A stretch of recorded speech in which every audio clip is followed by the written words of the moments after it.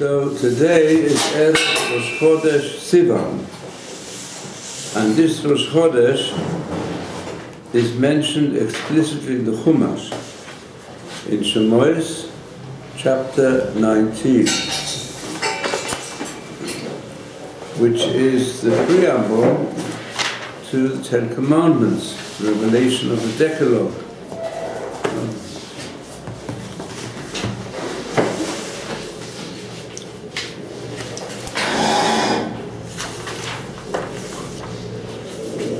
And we're going to study this a bit in depth.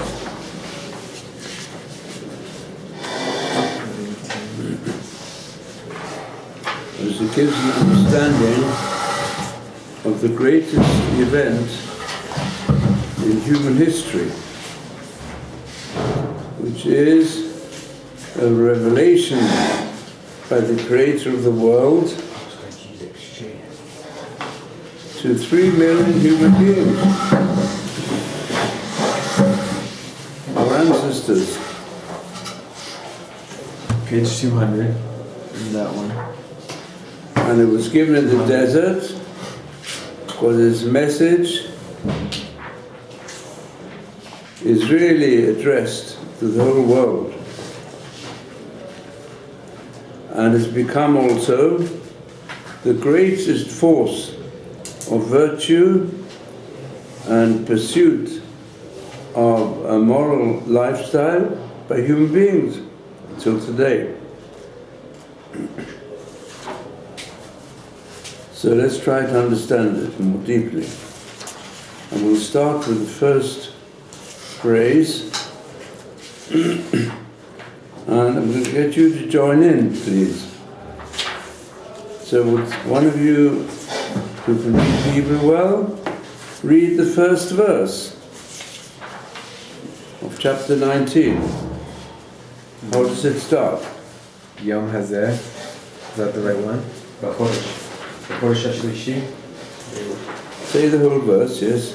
בחודש השלישי ויצאת בני ישראל מארץ מצרים ביום הזה והוא מדבר סיני.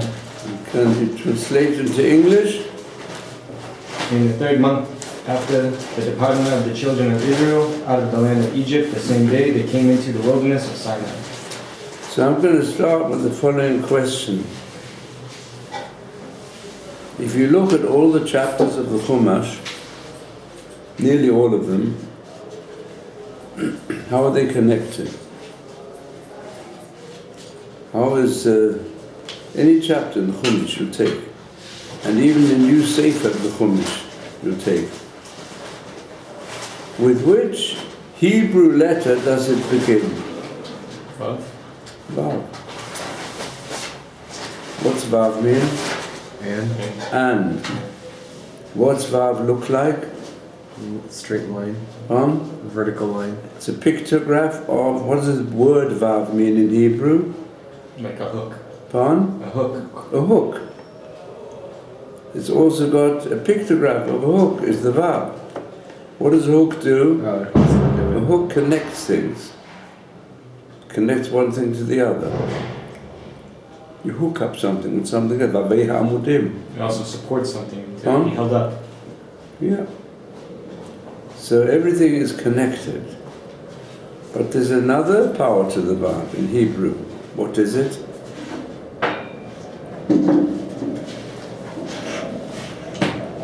It reverses the verb tense. Yes, a Vav. A Vav which becomes in front of a verb, it changes it from the past to the future, or the future to the past. That's one of the main differences is the structure of words, modern Hebrew, and not only modern Hebrew, all Hebrew, which comes after the Tanakh. But the Hebrew of the Tanakh, the Hebrew of the Bible, has this Vav ahipur, has a Vav which means and which means connecting things. And only the Bible, and the people in quotations from the Bible, do we find this unique aspect of the Vav that can even change the past into the future and the future into the past. Why is this? Because the Bible is a book of prophecy, which teaches us everything mentioned in the Bible, which has happened, is a lesson for the future, and might even happen in the future. If it doesn't, it's a lesson for the future. Also teaches us whatever is in the future has its seeds in the past. This is the concept of time and the outlook of life of the Bible, different to any literature in the world.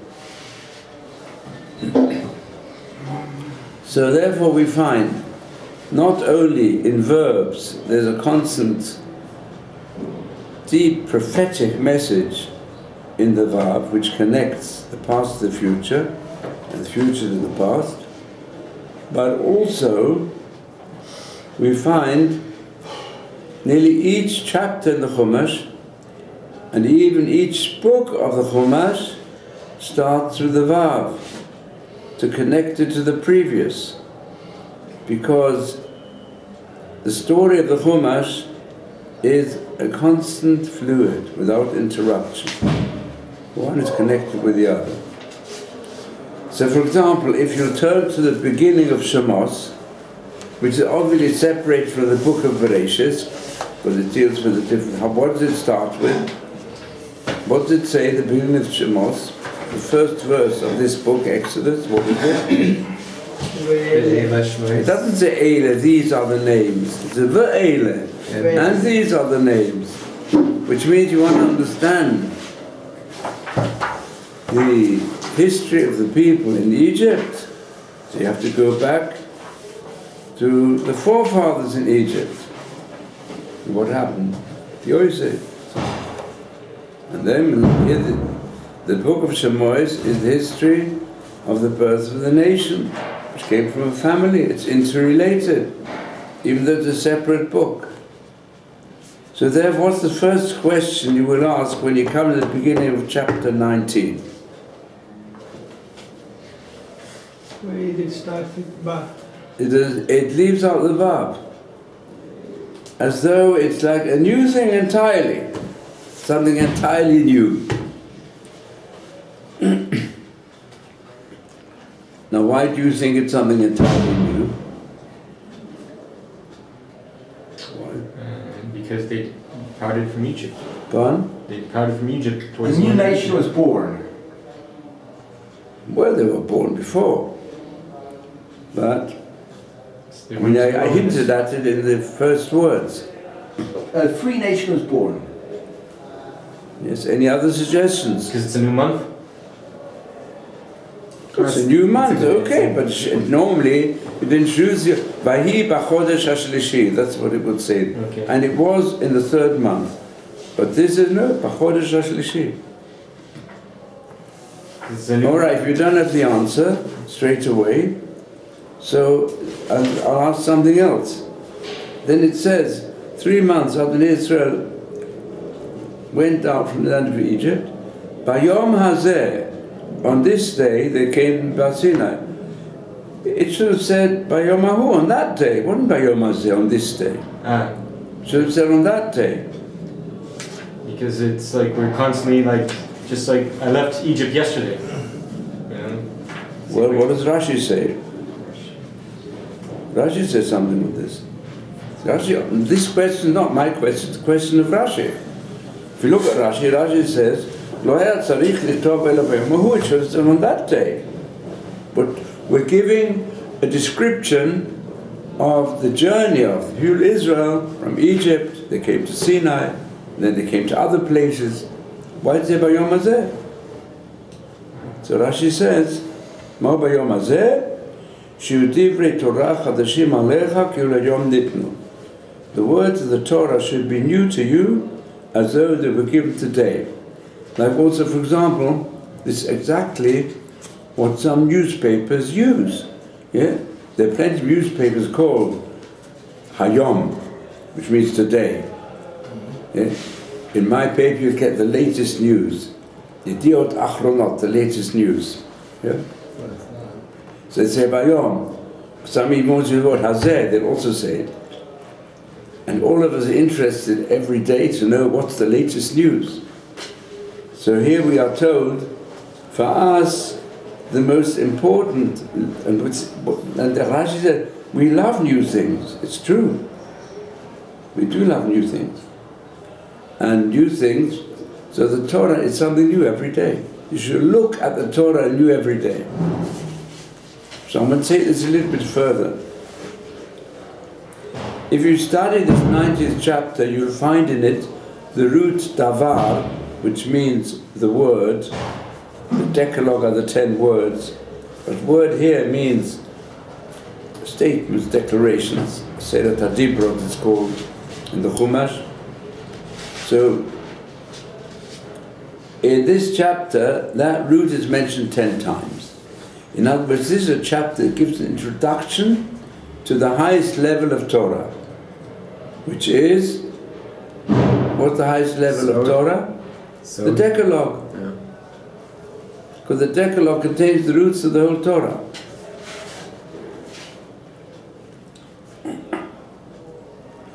So, you know it contains 613 letters, 620 letters, Keter Torah.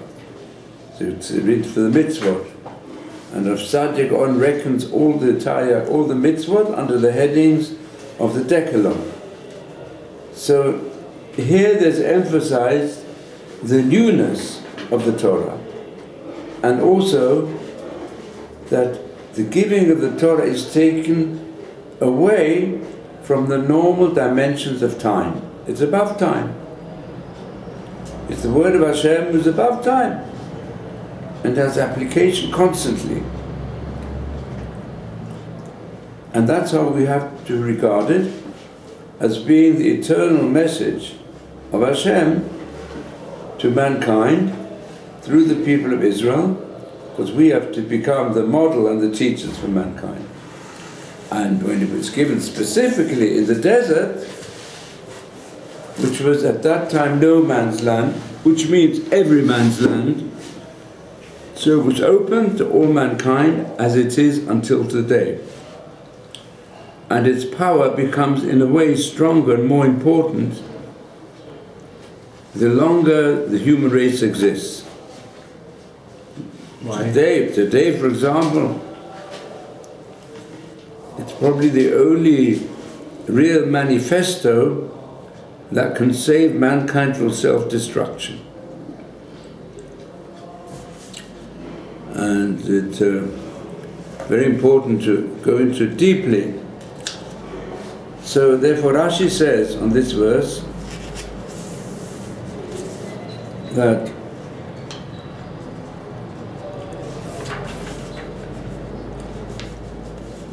Bayom Hazeh, the Rashi says the word Rosh Chodesh, and the whole concept of Chodesh in any case is the concept of renewal, so Rashi connects the two. We have to reckon as though we are also preparing ourselves to receive the Torah again in our time. And the Rambam, when he describes the article of faith that the Torah came from Sinai, he uses the words, and the Rambam doesn't say it poetically, he says it as a definition, in a way, that our eyes saw and our ears heard how Hashem spoke with man. It means that the soul of the Jew has deep inside his soul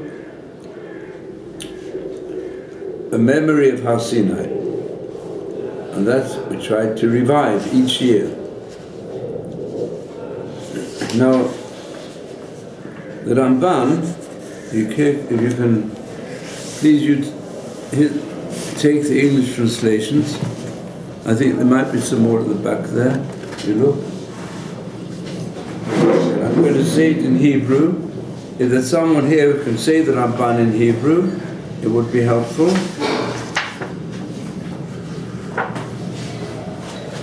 But maybe I'll say the first one.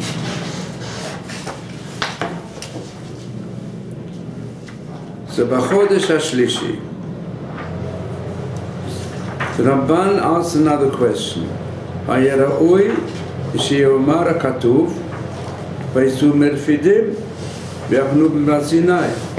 So the Ramban connects this verse with the next verse. What does verse 2 say? Can one of you read? Let's read the English of the next verse. Verse 2, what does it say? And they journeyed from Rephidim, and they encamped in the wilderness of Sinai in the 3rd month after going forth from the land of Egypt. Just as it said above concerning the wilderness of Sin. No, just translate the verse. Just the verse. Oh, that's what it says. And So the question is that the first verse is really, it's superfluous and it's not descriptive because, as we said, it does not connect with the previous. We have in the previous chapters a report that the people of Israel were encamped in the Rephidim. And then verse 2 says, quite correctly, with a vav, and they traveled from Rephidim, and then they came to the desert of Sinai. And they encamped in the desert, and there the people of Israel camped opposite the mountain. So this second verse is even also exaggerating, because it repeats certain places and so on.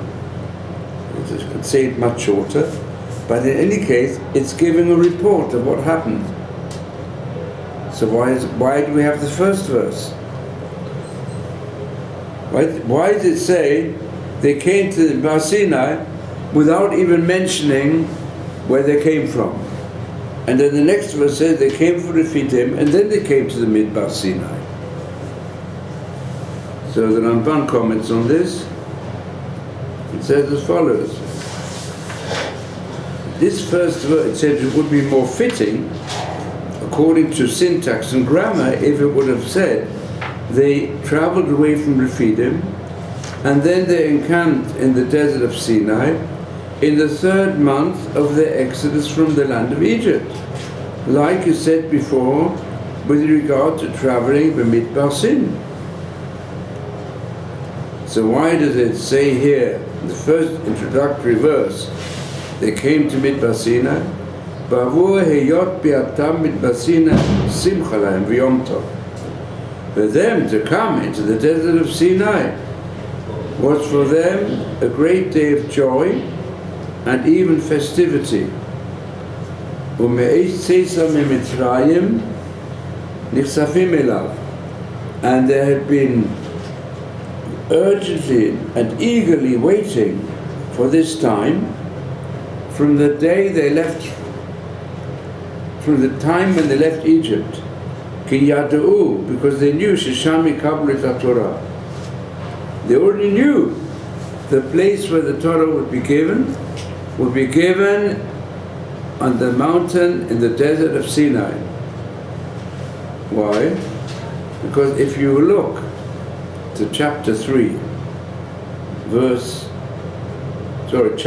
chapter 3, verse 12, in Shemot.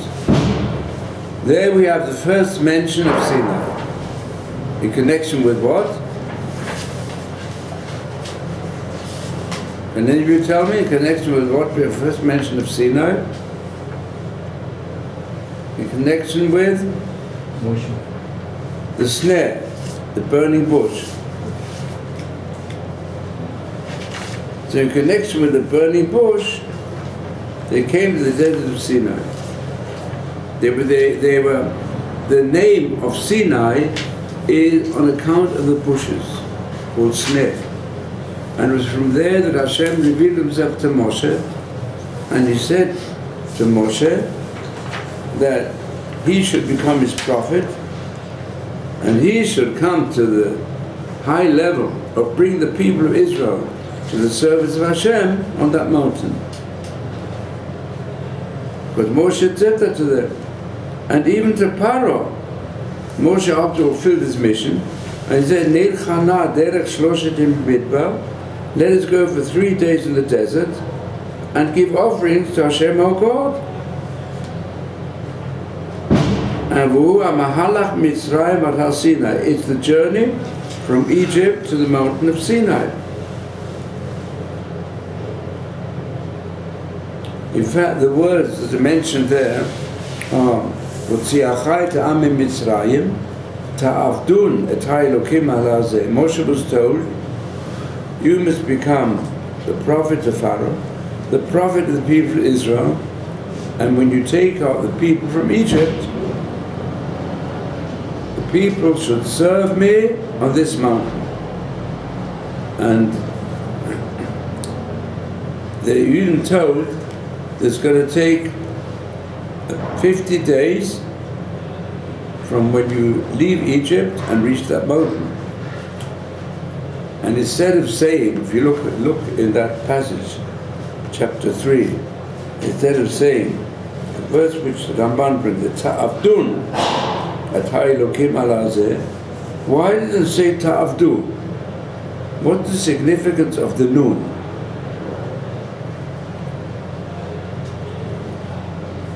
Well, what is the numerical number of noon? 50. 50. So there's a hint here that they were told, that to be told, it'll take you 50 days and 50 steps That's the order. to be able to receive the Torah at Sinai. So that they were told beforehand, when the revelation was given to Moshe Rabbeinu. They were waiting for it. They counted the days to reach this time. Therefore, for them, it was like a new span of life when they came to the Midbar Sinai. Although it was a desert, but it was still something of great happiness.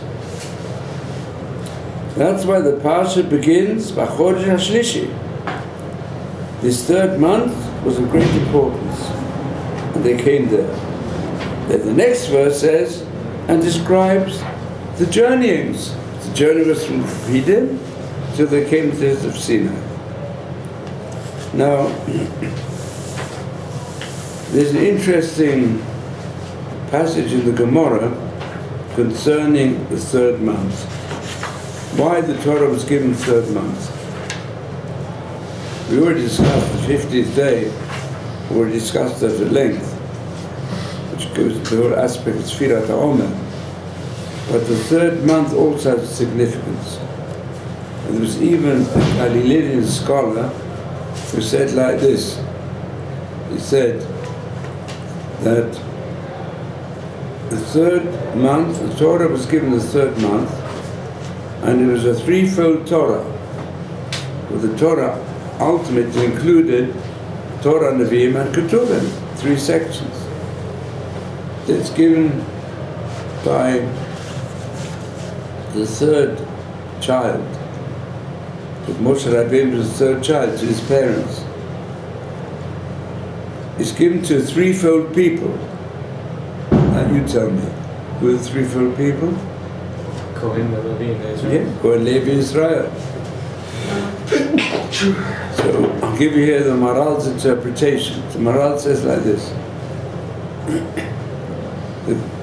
The concept of the three is nothing to do with the Holy Trinity of Christianity. But there is a concept in the Torah, a deep concept, of balance of life. In life you always have to balance extremes. It says, Vazanta mitzvotav. says you should give ear to the mitzvot. Why is the ear called an ozen? In Hebrew, Azanta, give ear. Do you know what is a ma'azan? What are muznayim in Hebrew? Muznayim are scales. Huh? Scales? Scales. Scales create a balance. And although it was only discovered, I think 400 years ago by the scientists, but also lies in the holy language, which gives us many deeper, even physiological truths, but certainly psychological and philosophical truths, that the balance of a person in life depends upon, what's it depend upon? Listening. On the fluid in the inner ear. If the fluid in the inner ear is infected, a person loses his balance and can no longer walk forward. So the Torah is a path of life which teaches us balancing. We discussed this in connection with the midot. You've always got to do things in the right measure. It says in the Torah itself, don't add to the mitzvot and don't take away from them. If you take away from them, it's a kol ha-mosif koreh. If you add to the mitzvot, it leads you to take away from them. For example, a person says on Shabbat, I'll give you an example which applies to digestion as well. The mitzvah to have 3 meals. A person decides he enjoys the food, he's going to have 6 meals on the Shabbat. What will happen? He'll have indigestion, and the rest of the week he won't be able to function. So don't add to it, but you take away from it. There can be a person who says, well, I love to learn Torah, especially at night time. So therefore, at night time, he learns for a good few hours. Then he can't get up the next morning, not for anything. And all day long, the next day, he's got headaches, and he can't learn. He can't do tefillah because he didn't do things with the right balance. Therefore, how far does the balance go? We have a mitzvah to fast on Yom Kippur.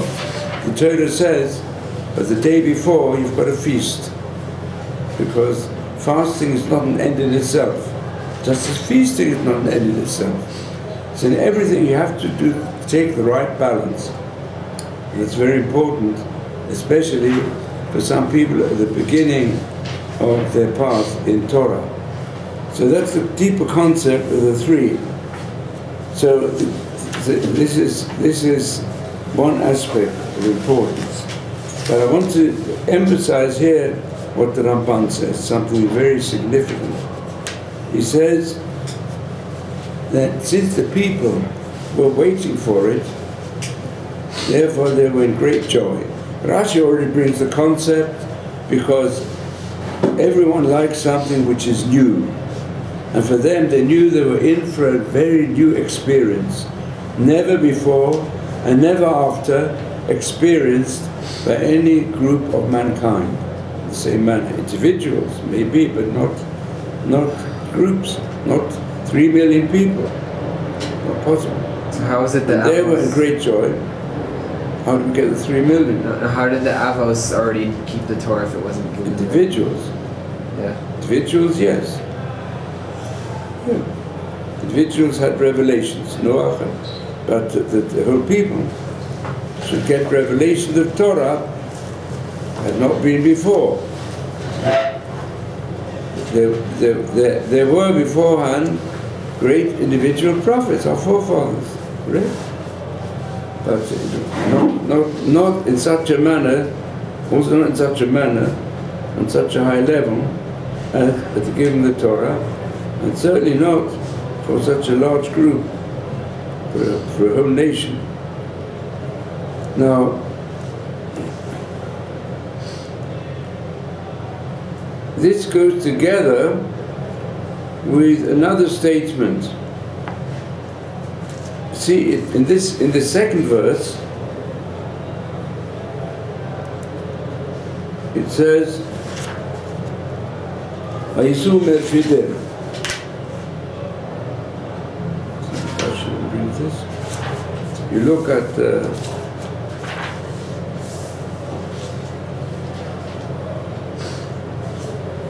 yes, first we'll do the Rashi on the next verse 2, then we'll come back to this Ramban.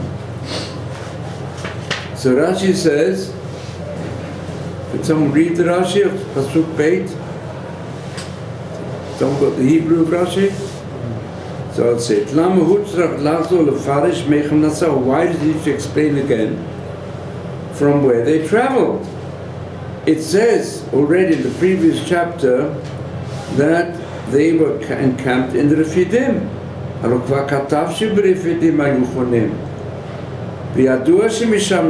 So we know that they traveled from there.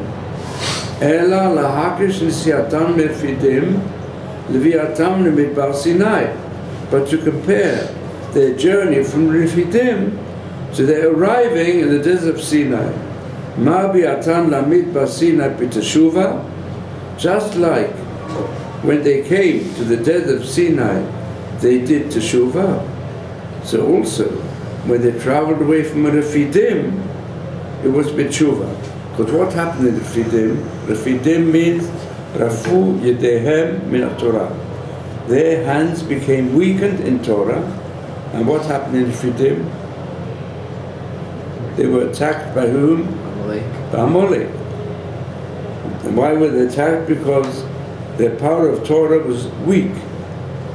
And as a result, Amalek attacked them. As we know, when Torah is weak amongst Am Yisrael, then our enemies, Amalek and the descendants like Esau, they attack us. But they did Teshuvah. They looked upwards to Hashem, and they were able to even pursue Amalek and destroy them because of their power of Teshuvah. And they came to Bar Sinai, they did Teshuvah. So here there's a very interesting comment that their coming to Sinai was something new, it was a renewal. A renewal means you've done Teshuvah. Whatever is past has become forgiven through Teshuvah. Question is, how do we really know they came to the Midbar Sinai with Teshuvah? Some people ask. So it's true that Teshuvah includes regret, if I've done wrong, and feeling pain on it. But the essence of Teshuvah is to enter into a new type of living, which comes through serving Hashem with joy. So here I'm going to quote the words of the Baal HaTanya. You know he was the founder of the Chabad movement. It says, how do we understand Teshuvah? He said Teshuvah is to try to go back and face Hashem. Because that Teshuvah means to go back to our origin. And the soul takes the origin with Hashem. So this way we can understand that when a person does wrong, he turns his back to Hashem. Kifonu elav elai oref. You've turned your back to me, as the Prophet said. And now we turn back to Hashem to fulfill His Torah and His mitzvot. But this is not yet the inner desire. If a person just he starts keeping mitzvot again, they can often become mitzvat anashim lumada. They'll become routine, ritual. Tshuva, this is what the Tanya said, tshuva means to try to face Hashem. The inner desire of a person in the Torah of Hashem is mitzvot with joy. It says you've got to serve Hashem with joy, inwardly. And since the essence of Teshuvah, and it's coming near to Hashem, and this can only come through deeper simcha, so now we understand that when they came to Sinai, with great, as the Ramban says, with great joy, we can learn this from the order of the verses. So this is a very important teaching for all of us. Always, if do, es Hashem b'simcha. If do, Hashem b'simcha. That's why when we come to, especially to re-experience the Kingdom of the Torah, we're all going to be in great simcha. But now let's look at the second verse a bit more. Oh, just a minute, it says another important lesson, the Ramban. You look at those who follow, anyone follow the Ramban in Hebrew? So perhaps, if not, I'll paraphrase it immediately to English. He says it like this. You would have expected it to say they traveled from Rephidim and they encamped in the desert of Sinai. But what does it say in this verse? Look at the verse again. They traveled from Rephidim, they came to the desert of Sinai, and then they encamped in the desert. It's just repeated. And we know there's no extra word in the Chumash. So therefore, what does it teach us?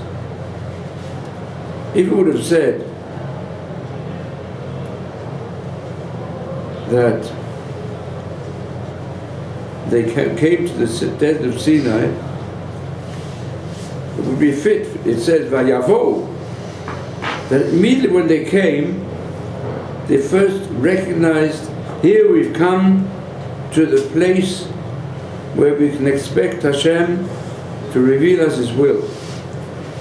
And they decided, when they saw where they were, this is the place where we see the mountain in front of us, that we will encamp. And they did not wait till they came to a better place to encamp. Could have found a better. You're looking for that place to encamp, you like to find a place where there's an oasis, where there's some water. No. In other words, normally we would expect that people know we're going to have to stay here for some time, so they'll choose a place in the desert where there's some form of a fountain. Some place of water they find, trees growing.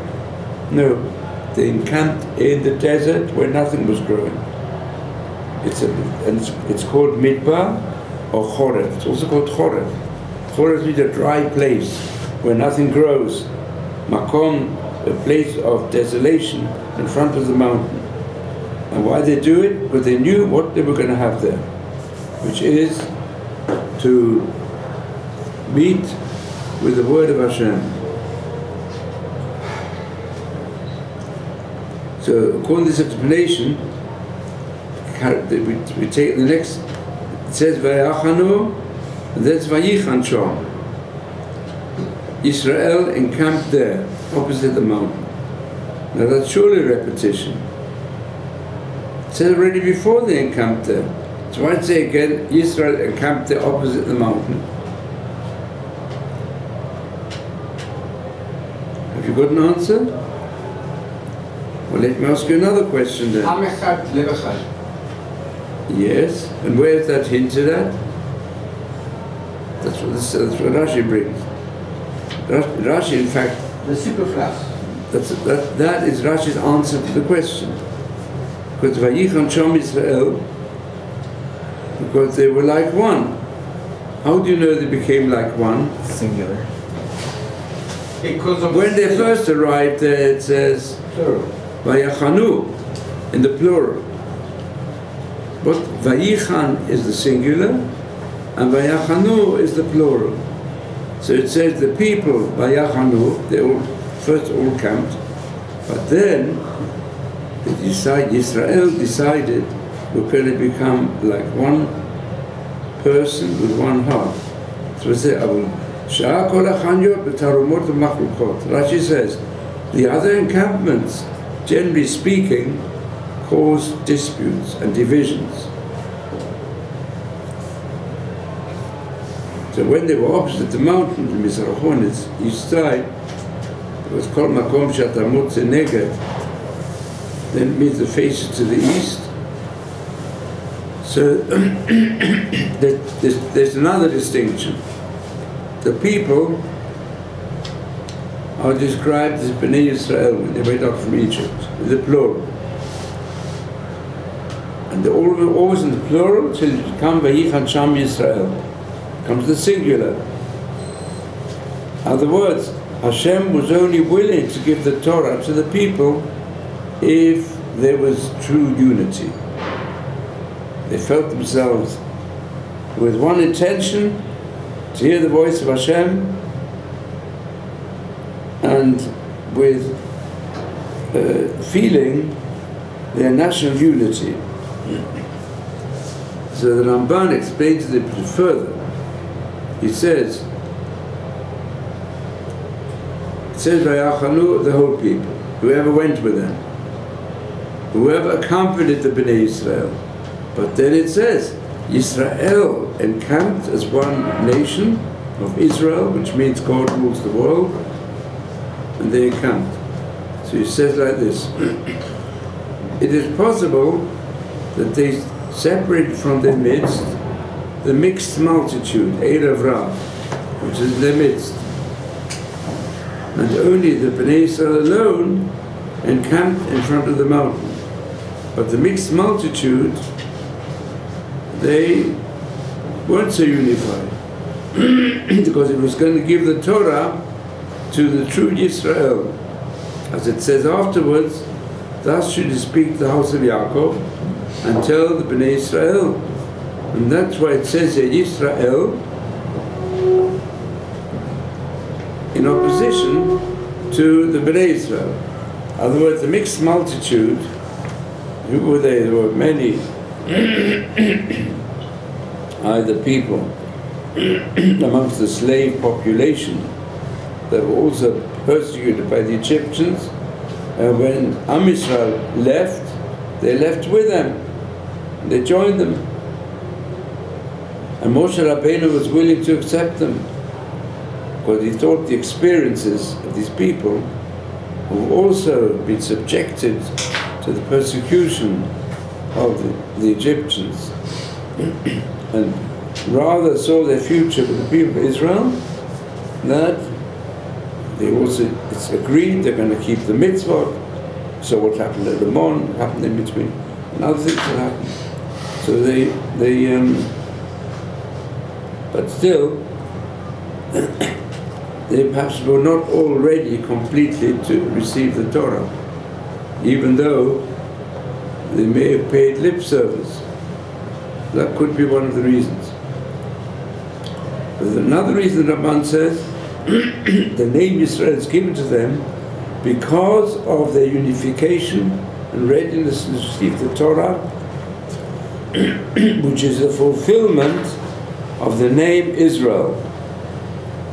Let's apply this to today. Israel is the name probably used more in all the mass media of the whole world today than any other name. But they don't understand what it means.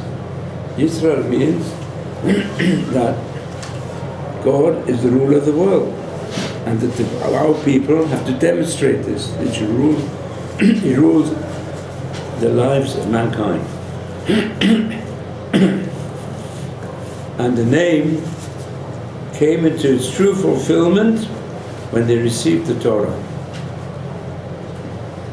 Any questions?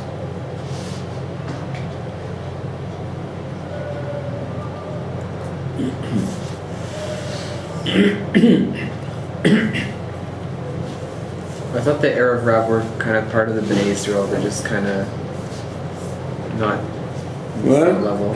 Huh? I thought the Erev Rav are considered part of the Jewish nation. They're just kind of like they this. make a lot of mistakes. Well, the way it's described by the sages, that they were the cause also of the golden calf, and therefore when Moshe was on the mountains, Hashem said to him, Lech red ki shichet amcha. He says, go down quickly, because your people, whom you brought out from Egypt, have become corrupt. And they made themselves a molten calf. Why did Hashem say it in this manner? Didn't He take us out from Egypt? Took out all the people from Egypt? How Moses chose It that. says like this, Moshe, on nearly all things he consulted with Hashem. But when, suppose it was not even the time when Moshe, and if there were any other sages available, could spend time investigating the sincerity of those who said, we want to join the people of Israel. So when this mixture means it was a large mixture, a mixture which was great, which had many numbers. They were the ones, many non-Israelites that didn't have direct family connections with the descendants of the Bnei Yaakov, but they said, we're joining you. They were also persecuted. And Moshe was therefore lenient, he accepted them. And he was hoping, in any case, even Am Israel had not accepted the Torah yet properly. They accept certain mitzvot. And the Erev Rav joined in.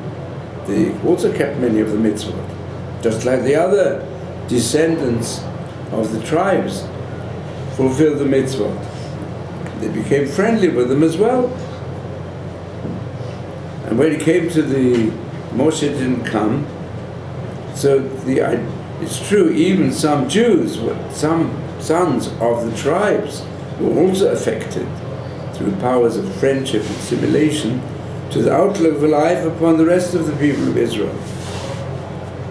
But these mixed multitude, even though they fulfilled the mitzvot that preceded the giving of the Torah Sinai,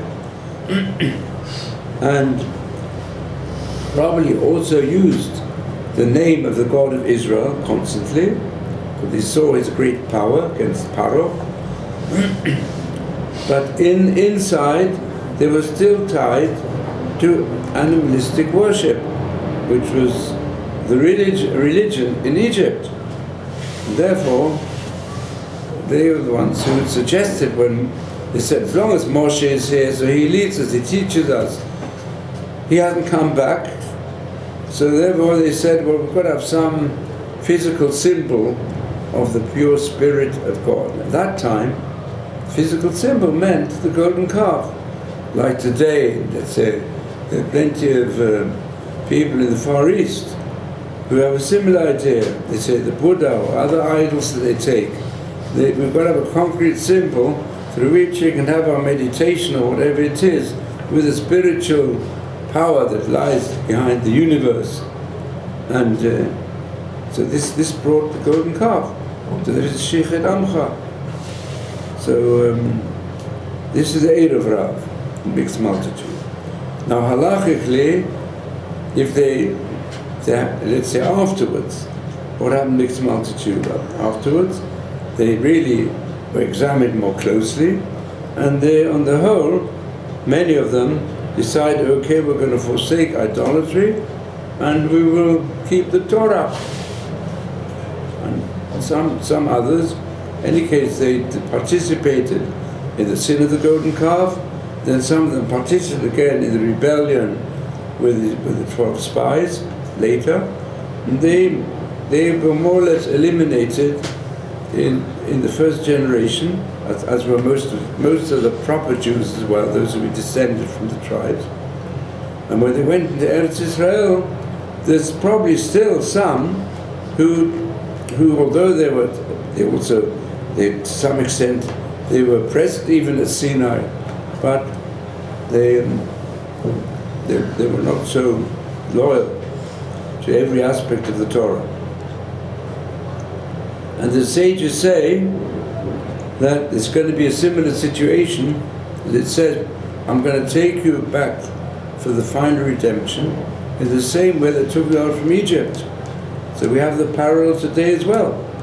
And people say that when we find that there are Jews who are very anti-Semitic, not even speaking about Jews who don't keep the Torah, because most of them are ignorant. When Jews become, and they clearly come from Jewish parents, and halachically they're Jewish, and still they are very anti-Semitic. Like, for example, I give you an example in England, where the surprising situation that there are, in America also, some of those who are most against Israel, and they swallow all the false propaganda of the extreme Muslims, and they're quite willing to support all those who even say openly they want to kill all the Jews. Something even they say, well, also want to kill the Christians. But they give them the political and often also some vocal leaders gave them strong support, although they're Jews. So it's said this is what might happen before the final redemption.